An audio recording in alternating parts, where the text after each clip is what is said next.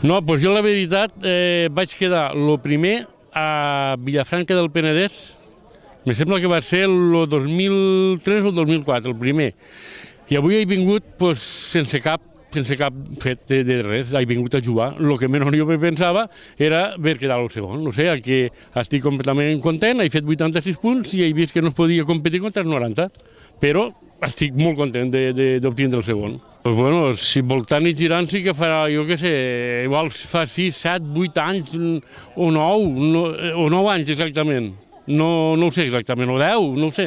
Sí, la galera en si té un gran equip, som 5 persones que estem molt acompassades i tirem bastant bé. I el grup és el que fa en si la puntuació, perquè si hi ha una persona molt bona o dos molt bones i el resto no acompanyen, doncs botifarra.